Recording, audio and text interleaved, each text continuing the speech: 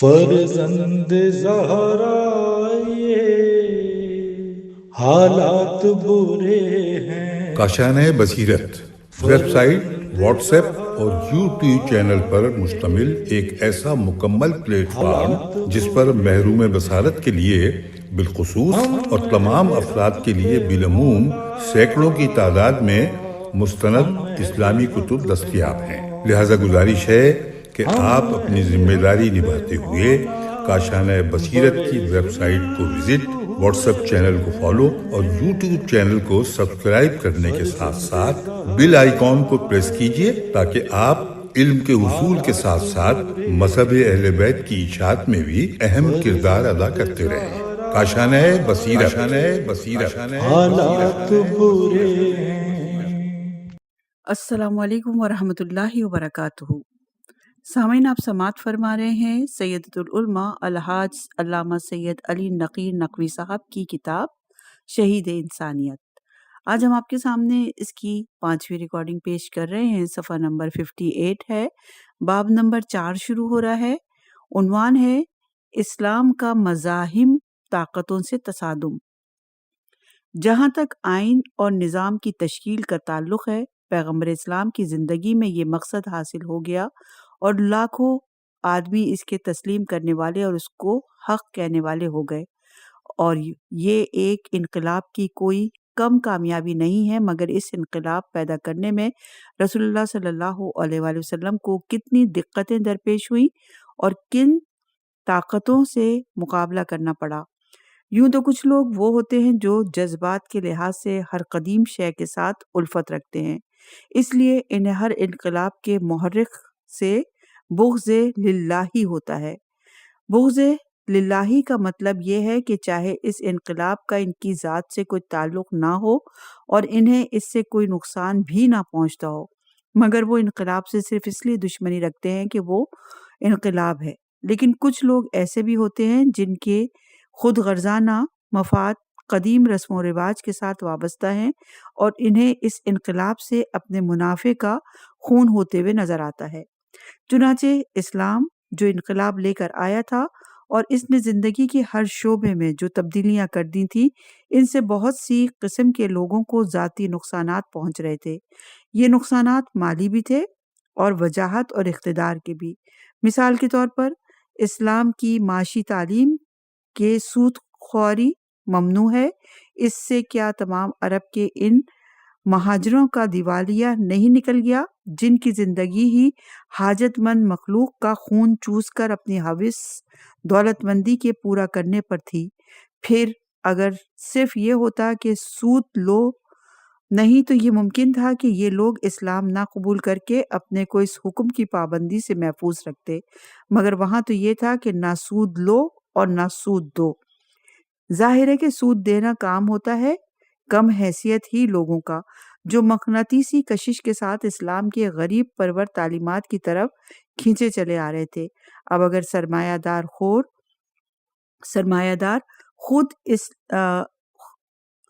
دار خود اسلام نہ بھی قبول کریں تو کیا فائدہ، جب ان کی زندگی کا دار و مدار جن لوگوں کے روپے پر تھا انہوں نے اسلامی تعلیمات پر عمل پیرا ہو کر اپنا ہاتھ کھینچ لیا اور وہ اب ایک پیسہ سود کے نام سے دینے پر تیار نہیں۔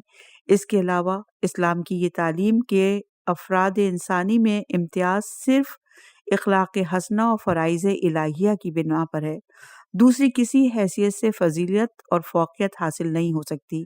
ان لوگوں کے اقتدار پر کاری ضرب تھی جو اس کے سے پہلے نسلی امتیاز یا مال اور دولت پر، قوم اور قبیلے کی کثرت کی بنا پر غلبہ اور اقتدار کی جائیداد پر قبضہ کیے ہوئے تھے۔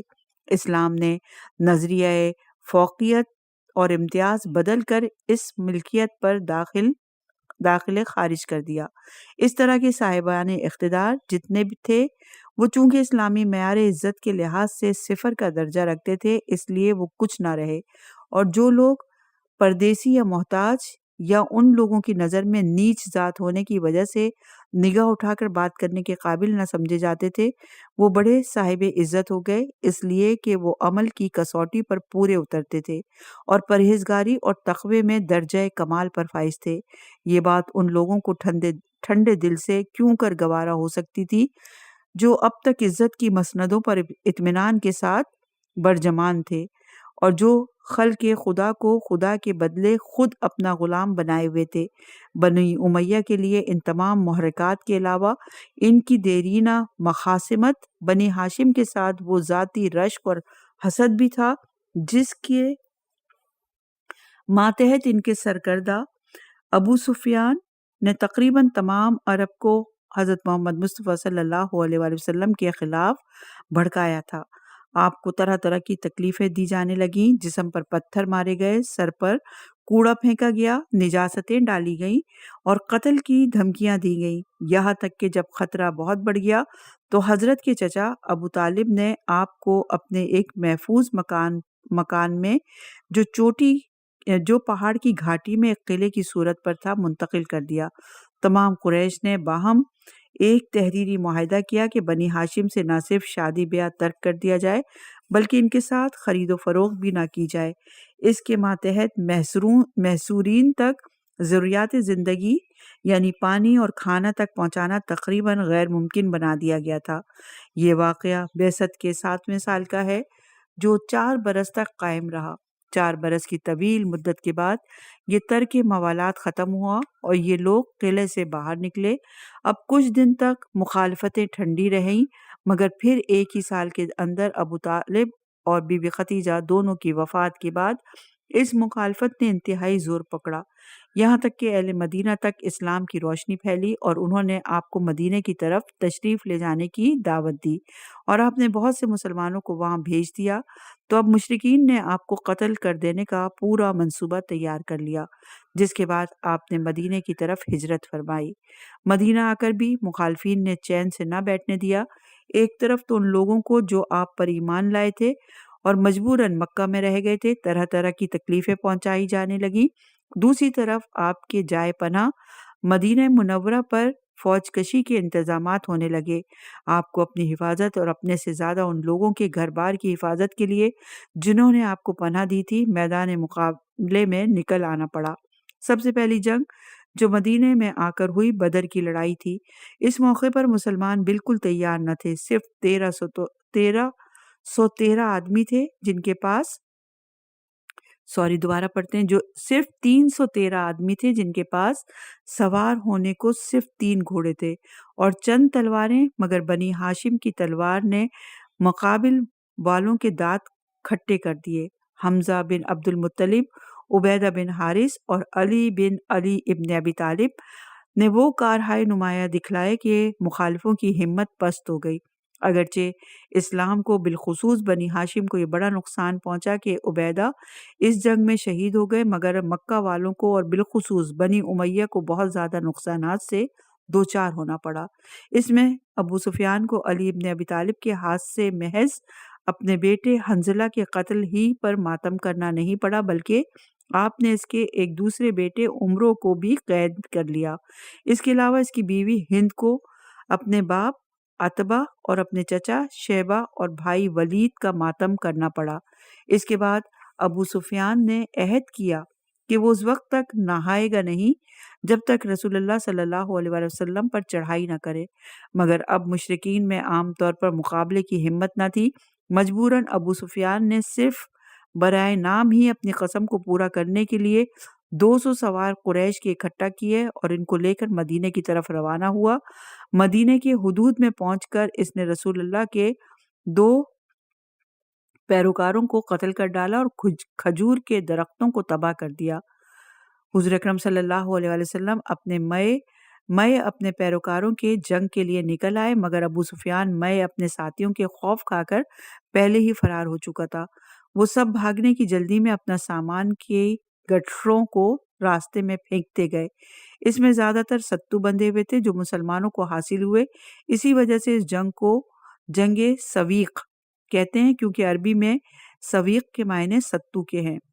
ہجرت کے تیسرے سال وہ نہایت اہم لڑائی پیش آئی جس کو احد کی جنگ کہتے ہیں۔ اکرمہ بن ابی جہل ابو سفیان اور ہند کو اس وقت تک چین کہاں آ سکتا تھا جب تک کہ وہ مدینہ والوں سے انتقام نہ لے لیتے۔ مکہ والوں نے بڑی بڑی تیاریاں کی تھیں۔ ان کی فوج میں قریشیوں کے علاوہ خاندان کنانہ اور باشندگان تہامہ بھی شامل تھے۔ فوج میں 3000 مسلح سپاہی تھے جن میں 700 زرہ پوش تھے۔ ان کے بالمقابل رسول خدا صلی اللہ علیہ وسلم کے ساتھ 700 آدمی تھے جن میں صرف 100 زرہ پوش تھے، اور فوج میں فقط 2 گھوڑے تھے۔ اکرمہ اور خالد بن ولید دونوں فوج کے افسر تھے، اور خاص بات یہ تھی کہ فوج کے عقب میں ابو سفیان کی بیوی ہند مکہ کی دوسری عورتوں کے ساتھ میدان جنگ میں ڈھول بجا بجا کر سپاہیوں کی حوصلہ افزائی کر رہی تھی۔ ہند کے اشعار اس موقع کے پر جو پڑھ رہی تھی کتب تاریخ میں محفوظ ہیں۔ ہند کی انتقامی جذبات کا اندازہ اس بات سے ہو سکتا ہے کہ احد کی جنگ میں جب رسول اللہ صلی اللہ علیہ وسلم کے چچا حضرت حمزہ شہید ہوئے تو ہند جذبہ انتقام میں اپنی صنف بلکہ انسانیت کی حدود سے گزر گئی۔ اس نے اس بربریت کا ثبوت دیا کہ جناب حمزہ کا پہلو چاک کر کے ان کا جگر نکلوایا اور اسے منہ میں ڈال کر چبانے کی کوشش کی، اور کشتوں کے کان اور ناک وغیرہ اعضائے جسم کا گلو بند اور سینہ بند بنایا۔ بلکہ بعض راویوں نے تو یہاں تک بیان کیا کہ اس نے حضرت حمزہ کے جگر کو بھون کر کھایا۔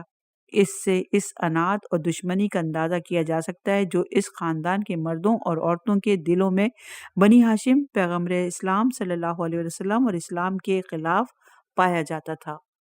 اس جنگ میں اگرچہ عام طور پر مسلمانوں کی جماعت میں بڑی ابتری پیدا ہو گئی تھی، مگر آخر میں بنی ہاشم اور بالخصوص علی ابن ابی طالب کی تلوار نے مخالف جماعت کو شکست دی اور ہزیمت خوردہ صورت میں واپس گئی۔ اب ان کی انفرادی طاقت رسول اللہ صلی اللہ علیہ وسلم کے مقابلے میں ناکافی ثابت ہو چکی تھی۔ اس لیے 5 ہجری میں آخری کوشش انہوں نے یہ کی کہ جتنی جماعتیں ملک عرب میں اسلام کے خلاف ان کو مل سکتی تھیں سب کو متحد کیا، یہاں تک کہ یہود کو ساز باز کر کے اپنے ساتھ ملایا، اور اجتماعی طاقت سے 10,000 کے لشکر کے ساتھ وہ اس جنگ کے لیے آئے جس کو اس جتھا بندی کی وجہ سے جنگ احزاب کے نام سے یاد کیا جاتا ہے۔ ان کے مقابلے میں مسلمان 3,000 تھے، مگر فوج مخالف کو اس مرتبہ بھی شکست کا روز بد دیکھنا نصیب ہوا، اور ان کا مایہ ناز سورما عمرو بن عبدود ابن ابی قیس عامری علی ابن ابی طالب کے ہاتھ سے تلوار کے گھاٹ اترا۔ ابو سفیان کو بحال خستہ اور تباہ مکہ واپس جانا پڑا، اور ہمت اور مقابلہ اور لشکر کشی ختم ہو گئی، مگر دل میں ان شکستوں سے جو گھاؤ پڑے تھے وہ کبھی بھی بھر نہ سکتے تھے۔ پیغمبر اسلام صلی اللہ علیہ وآلہ وسلم نے جب کچھ عرصے تک یہ دیکھا کہ اب مشرکین قریش کی طرف سے کوئی جنگی کارروائی نہیں ہوتی دیکھ رہے، تو آپ نے 6 ہجری میں خانہ کعبہ کی زیارت اور عمرے کا ارادہ کیا اور مسلمانوں کی جماعت کے ساتھ مکہ کی طرف روانہ ہوئے۔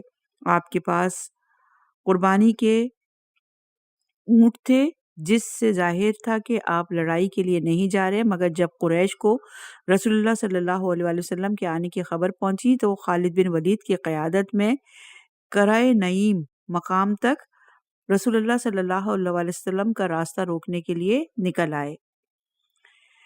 ظاہر ہے کہ مسلمانوں کی ہمتیں اس کے قبل کی حاصل شدہ پے در پے فتوحات سے بڑی ہوئی تھیں، اور سامنے وہی شکست خوردہ جماعت تھی جو اس وقت جنگ کے لیے کوئی تیاری بھی نہ کر سکی تھی۔ اس لیے یہ بہت آسان تھا کہ آپ مقابلے کا حکم دیتے اور فاتحانہ صورت سے مکہ میں داخل ہوتے، مگر پیغمبر اسلام صلی اللہ علیہ وآلہ وسلم کو امن پسندی کا ثبوت دینا تھا۔ جو ہی گرد و غبار اٹھتا نظر آیا آپ نے فرمایا اس راستے کو چھوڑ دو، کسی دوسرے راستے سے آگے نکل چلو۔ چنانچہ دائیں جانب کا رخ کیا گیا اور آپ حمص کی پشت پر سے سنیت المرار ہوتے ہوئے حدیبیہ جو راستہ جاتا تھا ادھر متوجہ ہو گئے۔ آپ کی اس امن پسندی کے مظاہرے کا جماعت مخالف کو اس حد تک احساس ہوا کہ وہ بھی واپس چلی گئی، اور اس نے اب نامہ اور پیام کا سلسلہ شروع کیا۔ چنانچہ عروہ بن مسعود ثقفی نے آ کر گفتگو صلح کا آغاز کیا اور رسول خدا کی صلح پسندانہ باتوں سے ایسی خوشگوار فضا قائم ہوئی کہ سہیل بن عمرو قریش کا نمائندہ بن کر گفتگوئے صلح کے لیے حضرت کے پاس بھیجا گیا اور اس نے اپنی جماعت کے مطالبات پیش کر دیے۔ یہ مطالبات سب مشرکین کے حق میں تھے اور ان کے ذریعے سے بظاہر پیغمبر اسلام کو دبایا جا رہا تھا، مگر آپ نے ان سب باتوں کو منظور فرمایا اور صلح نامہ مرتب ہو گیا۔ اس صلح نامے کی شرائط یہ تھی: نمبر 1، رسول صلی اللہ علیہ وآلہ وسلم اس سال مئی اپنے متابعین کے، یعنی جو بھی تابعین تھے ان کے، بغیر زیارت کیے ہوئے واپس جائیں۔ نمبر 2، 10 سال تک آپس میں جنگ نہ ہو۔ نمبر 3، جو شخص قریش میں سے اپنے ولی کی اجازت کے بغیر رسول اللہ کے پاس چلا جائے اس کو آپ واپس کر دیں گے، مگر جب آپ کے پاس سے کوئی نکل کر قریش کے پاس چلا جائے گا تو قریش واپس نہ کریں گے۔ نمبر 4، جو قبیلہ رسول اللہ صلی اللہ علیہ وآلہ وسلم کا حلیف ہونا چاہے وہ آپ کے ساتھ معاہدہ دوستی کر لے، اور جو قبیلہ قریش کے ساتھ معاہدہ دوستی کرنا چاہے وہ ان کے ساتھ ہو جائے۔ نمبر 5، آئندہ سال مسلمان مکہ کی زیارت کے لیے آ سکیں گے، اس طرح کہ باشندگان مکہ 3 دن کے لیے مکے کو خالی کر دیں گے، مگر مسلمانوں کو لازم ہوگا کہ 3 دن کے اندر مکہ سے باہر نکل جائیں اور ایک آدمی بھی 3 دن کے بعد مکہ میں رہنے نہ پائے۔ نمبر 6، مسلمان اپنے ساتھ اس طرح کے اسلحہ لا سکیں گے جیسے مسافر اپنے ساتھ رکھتے ہیں، یعنی تلواریں نیام کے اندر رکھی ہوئی۔ یہ ایسی غیر متوازن شرطیں تھیں کہ پیغمبر اسلام صلی اللہ علیہ وآلہ وسلم کے اکثر ساتھ آنے والوں میں جو رسول اللہ کے بلند مسالے کی تہ تک پہنچنے سے قاصر تھے، شدید بے چینی پیدا ہو گئی۔ تاریخ کے الفاظ یہاں تک کے ہیں کہ لوگوں کے دلوں میں امر عظیم پیدا ہوا کہ یہاں تک کہ قریب تھا کہ وہ ہلاکت میں مبتلا ہو جائیں۔ اس کا مطلب یہ ہے کہ ان کے عقائد میں تنزل ہو گیا، ایسا کہ قریب تھا کہ وہ اسلام سے منحرف ہو جائیں۔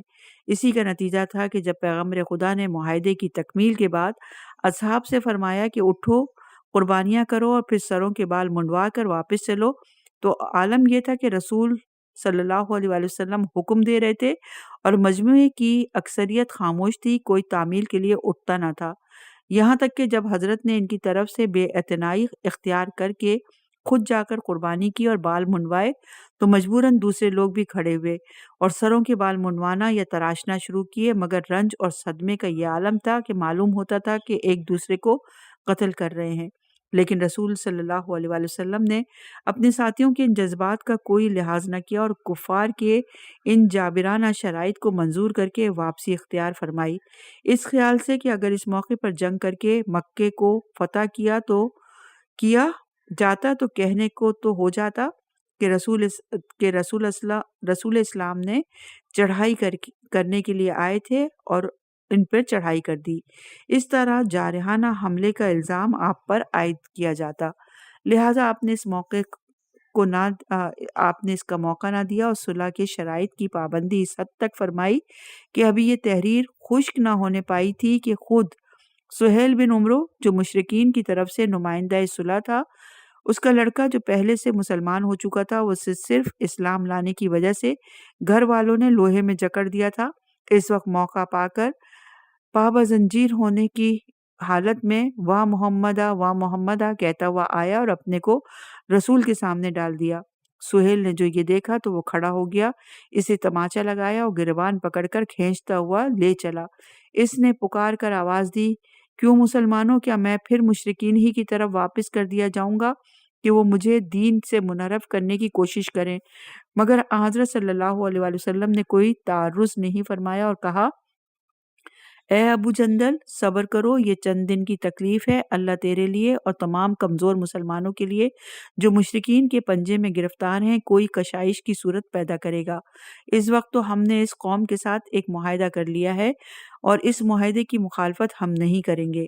غرض پیغمبر اسلام نے ان غیر مساوانہ شرائط پر صلح کر کے مکہ سے واپسی اختیار کی اور دوسرے سال معاہدے کے مطابق مکہ کی زیارت کے لیے تشریف لے گئے۔ مشرکین نے 3 دن کے لیے شہر خالی کر دیا اور رسول اکرم صلی اللہ علیہ وآلہ وسلم اپنے ساتھیوں سمیت مکہ میں داخل ہوئے۔ اور مراسی میں زیارت بجا لائے اور پھر حسب معاہدہ 3 دن کے بعد مکے کو چھوڑ دیا اور مدینے واپس چلے گئے، مگر مکہ والے اس کے بعد معاہدے کے دوسرے دفعات عدم تعرض پر قائم نہیں رہے۔ معاہدے میں قبائل کو جو اختیار دیا گیا تھا وہ جس کے ساتھ چاہیں شریک ہو جائیں، اس کے ساتھ ماتحت قبیلہ خزا پیغمبر اسلام کا حلیف ہوا تھا اور بنی بکر نے مشرکین کے ساتھ حلیف ہونے کا اعلان کیا تھا۔ چونکہ ان دونوں قبیلوں میں قدیم عداوت تھی، اس لیے دونوں ہمیشہ ایک دوسرے کے خلاف تیار رہتے تھے، مگر جب ان میں سے ہر ایک جانب معاہدے کی روح سے منسلک ہو گیا اور یہ طے پا گیا کہ 10 برس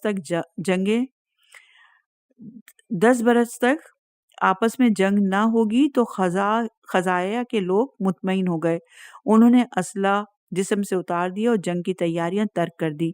بنی بکر نے اس موقع کو غنیمت سمجھا اور بنی خزاعہ پر اس وقت جبکہ وہ ایک چشمے کے کنارے مقیم تھے حملہ کر دیا اور بہت سے لوگوں کو قتل کر ڈالا۔ قریش کے آدمیوں نے بھی اعلانیہ نہیں تو خفیہ بنی بکر کو مدد پہنچائی اور وہ بھی خزاعہ کی تباہی کے شریک ہوئے۔ مجبوراً قبیلہ خزا کا ایک آدمی جس کا نام عمرو بن سالم تھا فریاد کرتا ہوا مدینہ گیا، اور اس وقت جب پیغمبر خدا صلی اللہ علیہ وآلہ وسلم اصحاب کے درمیان مسجد میں تشریف فرما تھے، اس نے انتہائی درد انگیز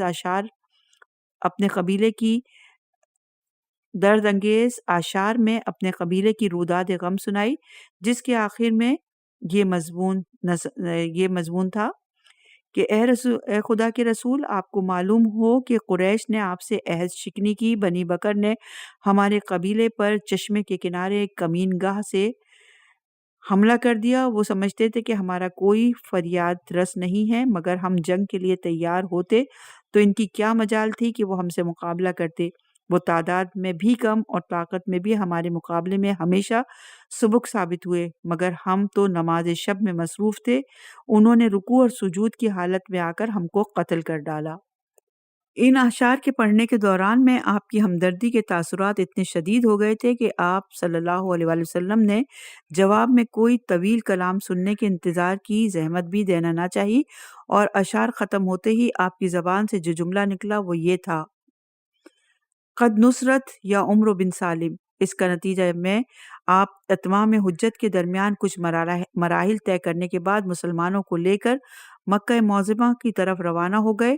اب تیور بدلے ہوئے تھے، مشرکین میں طاقت مقابلہ تو اب تھی ہی نہیں۔ انہوں نے ہتھیار ڈال دینے مناسب سمجھے اور اسی مجبوری کے عالم میں ابو سفیان نے بھی ظاہری طور پر اسلام قبول کر لیا، جس کا واقعہ یہ ہے کہ عباس بن عبد المطلب اور ابو سفیان میں پرانے زمانے کی دوستی تھی۔ اس رات کو جب رسول اکرم صلی اللہ علیہ وآلہ وسلم مکہ کے قریب پہنچ چکے تھے اور مشرکین پر ہراس چھایا ہوا تھا، ابو سفیان مئے چند آدمیوں کے رسول خدا کی نقل و حرکت کا حال معلوم کرنے کے لیے شہر سے باہر نکلا۔ اسی وقت عباس اس فکر میں نکلے تھے کہ اگر قریش نے پیغمبر خدا کی مخالفت برقرار رکھی تو یہ سب آج مارے جائیں گے۔ ابو سفیان کو وہاں پا کر انہوں نے کہا: کچھ خبر ہے؟ رسول اکرم صلی اللہ علیہ وآلہ وسلم 10,000 مسلمانوں کی جمعیت کے ساتھ آئے ہیں، تم ان کا مقابلہ ہرگز نہیں کر سکتے۔ ابو سفیان نے کہا: پھر آپ کی کیا رائے ہے؟ مجھے کیا کرنا چاہیے؟ انہوں نے کہا: آؤ میرے ساتھ اونٹ پر بیٹھ جاؤ اور رسول کے پاس چل کر امان حاصل کر لو، ورنہ اگر تم ان کے ہاتھ آ گئے تو بغیر قتل کیے نہ چھوڑیں گے۔ ابو سفیان کو یہ ذریعہ غنیمت معلوم ہوا اور ناقے پر پیچھے بیٹھ گیا، اور عباس اسے لیے ہوئے پیغمبر کے پاس حاضر ہوئے۔ رسول خدا سے اس کے لیے امان چاہی۔ پیغمبر نے فرمایا: اچھا، اس وقت امان ہے، صبح کو انہوں نے پھر میرے پاس لائیے گا۔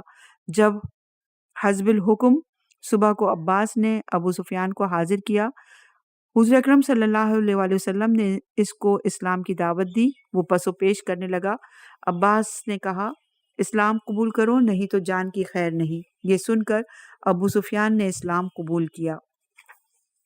بخاری کی روایت سے ظاہر ہوتا ہے کہ ابو سفیان اور اس کے ساتھی جب معلومات حاصل کرنے باہر نکلے تو اتفاق سے لشکر اسلام کے پہرہ داروں کے ہاتھوں میں گرفتار ہو گئے اور رسول اکرم صلی اللہ علیہ وآلہ وسلم کی خدمت میں حاضر کیے گئے۔ اس وقت ابو سفیان نے اسلام قبول کیا۔ پیغمبر خدا کی یہ وسعت قلبی تھی کہ آپ نے ابو سفیان کی نہ صرف جان بخشی فرمائی بلکہ اعلان کر دیا کہ جو ابو سفیان کے گھر میں پناہ لے لے اسے بھی امان ہے، اور جو مسجد الحرام میں داخل ہو جائے اسے بھی امان ہے، اور جو اپنے گھر کا دروازہ بند کر کے بیٹھ جائے وہ بھی امان میں ہے۔ دوسری روایت میں مسجد الحرام میں داخلے کی بجائے یہ ہے کہ جو ہتھیار ڈال دے اسے امان ہے، اور مکہ میں داخل ہونے کے بعد تو آپ نے سبھی کی جان بخشی کر دی تھی۔ آپ نے مکہ کے آدمیوں سے جو آپ کے سامنے تھے پوچھا، کیوں تمہارا کیا خیال ہے، تمہارے ساتھ کیا سلوک کروں گا؟ انہوں نے کہا، ہمیں نیکی ہی کا گمان ہے، آپ ہمارے فیاض بھائی ہیں اور فیاض بھائی کے بیٹے ہیں۔ فرمایا، جاؤ تم سب کو میں نے چھوڑ دیا۔ اس کے بعد ابو سفیان کی بیوی ہند نے بھی، جس کے انتقامی جذبات کے تصویر جنگ احد میں سامنے آ چکی تھی، اسلام قبول کیا، اور جتنے سخت اور متعصب اکابر قریش اس وقت باقی تھے سبھی مسلمان ہو گئے۔ مگر مذکورہ واقعات سے ہر انسان یہ سوچنے پر مجبور ہے کہ بے بس ہو جانے کے بعد آدمی سر جھکا سکتا ہے، ہاتھ روک سکتا ہے، ہتھیار ڈال سکتا ہے، زبان بند کر سکتا ہے، لیکن اپنے دل میں تبدیلی نہیں پیدا کر سکتا، اپنے قلب میں یقین کی صفت پیدا نہیں کر سکتا، اور اپنی نفرت کو محبت سے تبدیل نہیں کر سکتا۔ وہ نفرت و دشمنی جو ان حدود تک پہنچ چکی تھی جن کا مظاہرہ گزشتہ واقعات سے ہو چکا ہے، کیا اس سب کے بعد محبت اور عقیدت سے تبدیل ہو سکتی ہے؟ عام اصول فطرت اور واقعات کی رفتار کے مطابق یہ بات غیر ممکن معلوم ہوتی ہے۔ عام فطرت کے مطابق صرف اتنا سمجھا جا سکتا ہے کہ وہ دشمن جو اب تک پھنکارے مارتے ہوئے اژدہے کی طرح سامنے موجود تھا، اب مارے آستین بن کر خفیہ ریشہ دوانیوں کے لیے آزاد ہو گیا، اور کوئی شبہ نہیں کہ دشمن موجودہ صورت میں پہلی صورت سے زیادہ خطرناک ثابت ہو سکتا ہے۔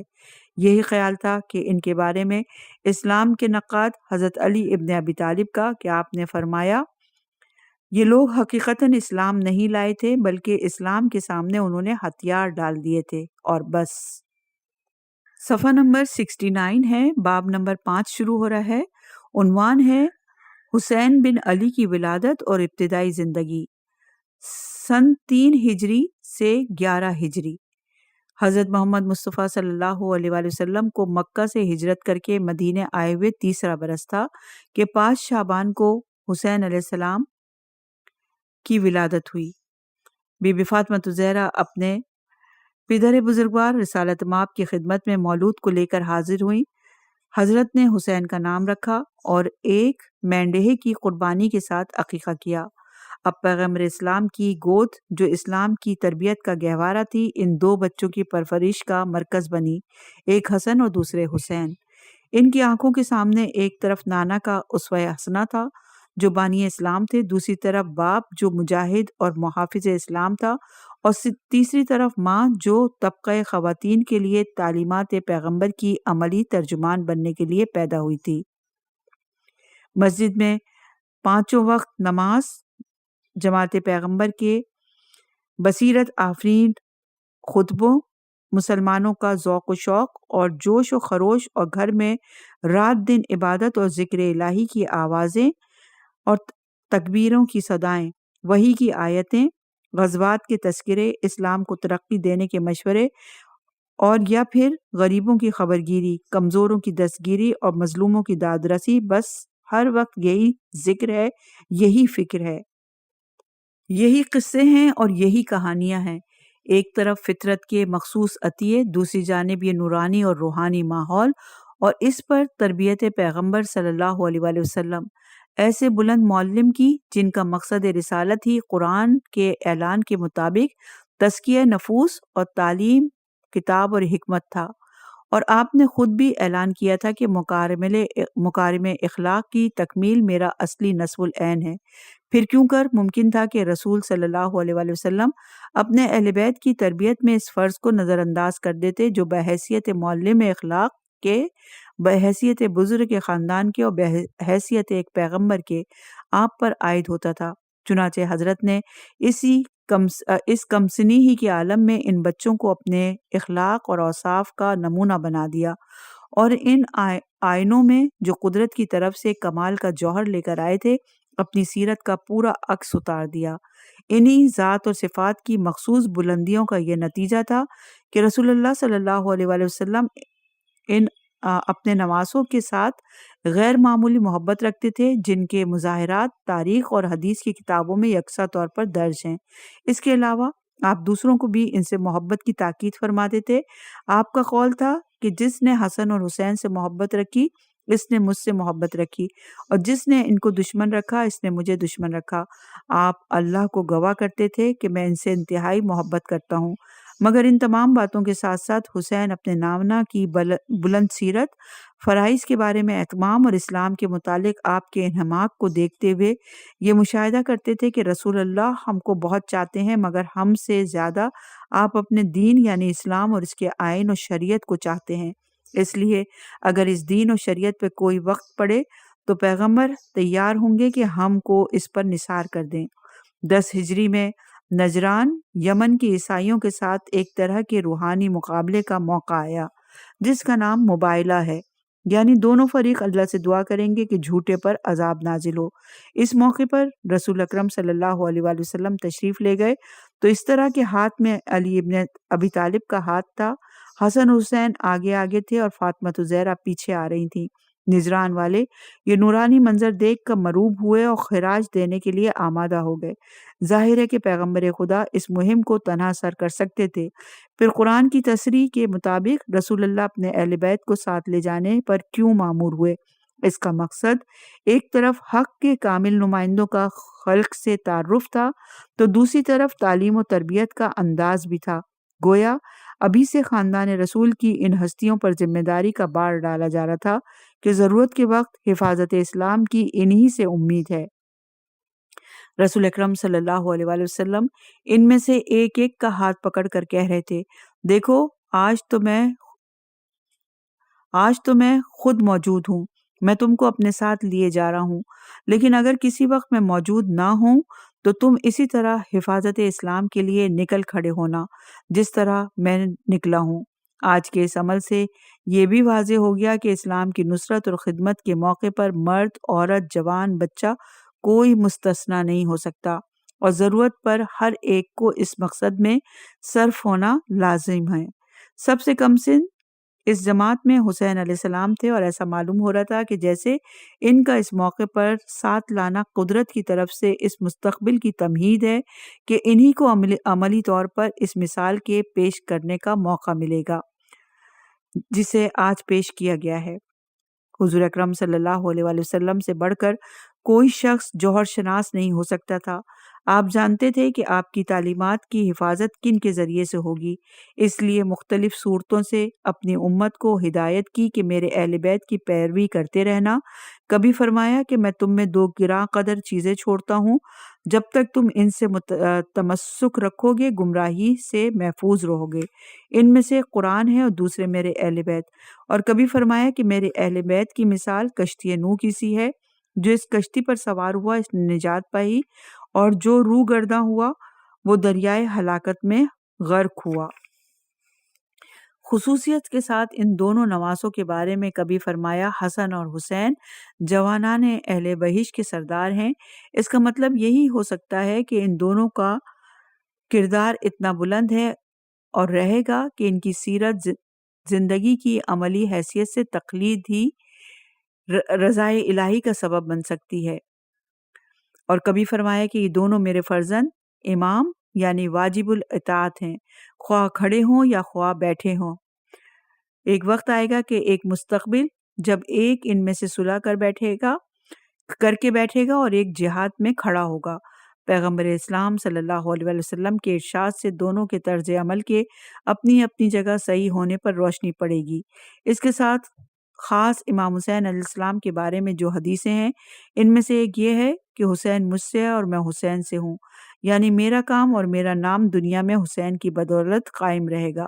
اس کے علاوہ بکثرت حدیثیں ہیں جو فضائل و مناقب کی کتابوں میں درج ہیں۔ افسوس کہ حسین کے لیے اس لطف اور محبت، بے پایہ سکون اور اطمینان کی عمر طولانی نہیں ہو سکی۔ ابھی آپ کا سن 7 برس کا بھی پورا نہ ہوا تھا کہ ربیع الاول 11 ہجری میں حضرت محمد صلی اللہ علیہ وآلہ وسلم کی وفات ہو گئی، اور حسین علیہ السلام رسول اللہ کے سائے عاطفیت سے محروم ہو گئے۔ یہ تمام روایات ابن ماجہ جلد نمبر 1 صفحہ نمبر 29، ارشاد صفحہ نمبر 204 اور ابن ماجہ جلد نمبر 2 صفحہ نمبر 33، الکافی جلد نمبر 1 صفحہ نمبر 275، طبری جلد نمبر 3 صفحہ نمبر 207 پر موجود ہے۔ یہاں پر باب نمبر 5 کا اختتام ہوتا ہے۔ انشاءاللہ کی اگلی ریکارڈنگ میں چھٹے باب سے ابتدا کریں گے۔